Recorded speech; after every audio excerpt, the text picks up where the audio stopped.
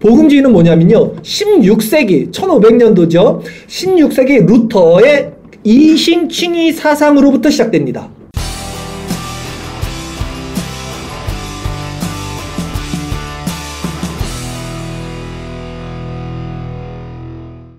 이신칭의는 아시죠? 믿음으로 의롭게 된다.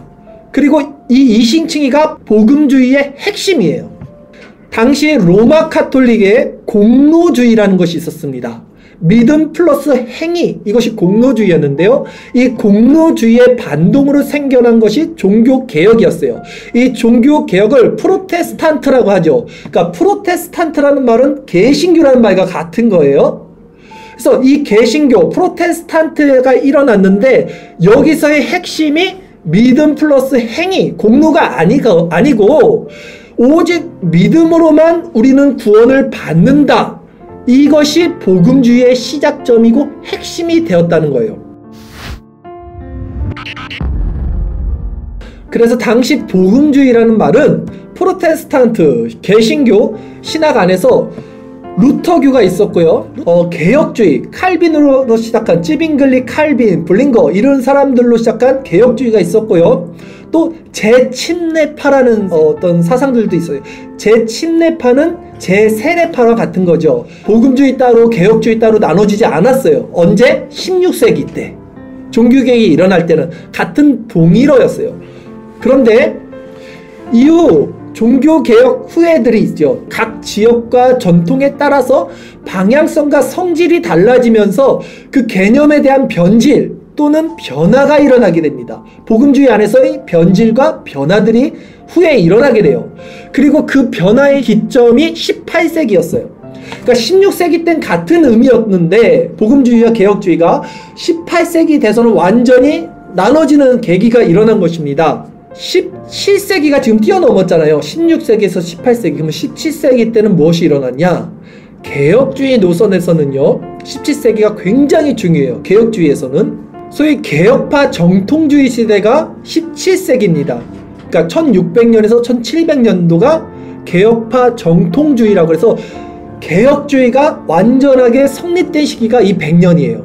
근데 그 17세기에는 또 어떤 일들이 일어났느냐 했을 때는 웨슬리안주의라고 하죠. 이 웨슬리 중심으로 다른 진영의 인간의 책임을 좀 더 강조하는 사상이 발전됩니다. 그러니까 개혁주의와 복음주의의 이 갭이 더욱 나눠지게 된 것이 결국은 17세기를 통과한 18세기가 된 거예요.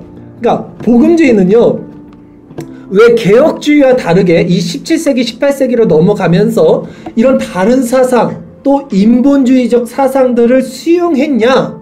왜냐면 이 복음주의는 교리가 빈약했어요. 그러니까 복음주의의 시작점은 이신칭의 루터인데 개혁주의의 시작점은 칼빈, 블링거, 찌빙글리 이 같은 시대 사람들이에요 거의. 그러니까 이 칼빈은 교리를 체계를 잡았는데 개혁주의는 같은 시대 시작했을 때는 티가 안 났지만 이 루터로부터 시작된 그 복음주의에는 교리가 약했어요. 루터 자체가 교리가 약했죠. 그러니까 다른 잡다한 신학적인 것들이 들어올 수 있는 밑바탕이 너무 편했던 거예요. 복음주의는. 그래서 100년, 200년이 지나면서 이 복음주의, 루터로 시작된 복음주의에는 여러 가지 인간적인 책임을 중시하는 사상들도 더 많이 들어왔다라는 것이죠. 그래서 오늘날은 결국 복음주의 안에는 이런 진보 세력, 또 보수 세력, 또 에큐메니컬, 또 근본주의 이런 모든 사상들이 그냥 이신칭이 하나만 외치면 다 We are the world, 우리는 하나다 라고 된 게 복음주의권 사상이 된 것이에요. 이런 사실을 복음주의권 안에서도 이제 인식을 합니다. 아, 우리가 복음주의라는 말 이제 쓸 필요도 없다라는 말까지 해요, 어떤 신학자들은. 왜냐면 용어라는 것은 어떤 개념을 함축해서 정의를 내리기 위해서 용어를 쓰는 건데 복음주의라는 말 자체가 의미가 없어진 거예요. 다 복음주의인데 그러면 그 복음주의 쓸 용어의 의미가 없어지니까 이제 복음주의 쓰지 말자는 말까지 써요.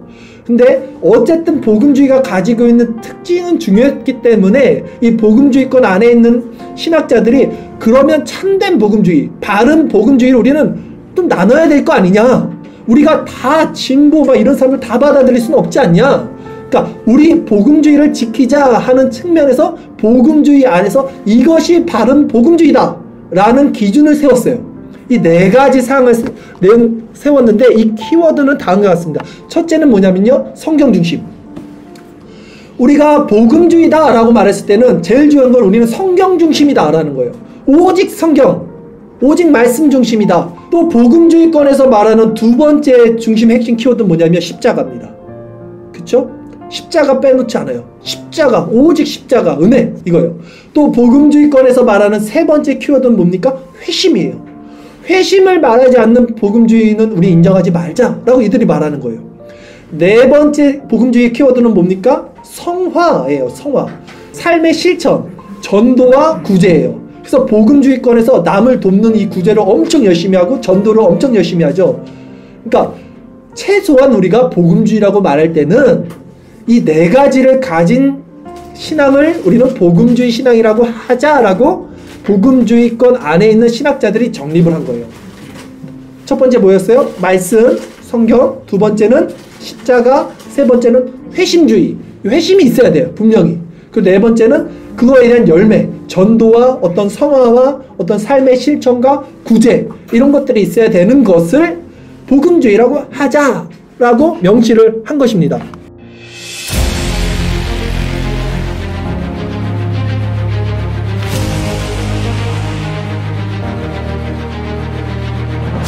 그리고 이것이 없는 것들은 이제 어떻게 돼요? 우리 복음주의 아니야. 너네 이제 복음주의라고 하지 마. 그러니까 진보 성향에 있거나 아니면 로마 카톨릭적인 것이 있거나 아니면 성경 자유주의 신학적인 거, 뭐 성경을 그대로 받아들이지 않는 너네는 복음주의 아니라 요 기준이 생긴 거예요. 이제 복음주의 안에서. 근데 이 네 가지 지금 말씀드린 복음주의의 기준은요, 우리 개혁주의 안에서도 모두 수긍하는 것입니다. 그쵸?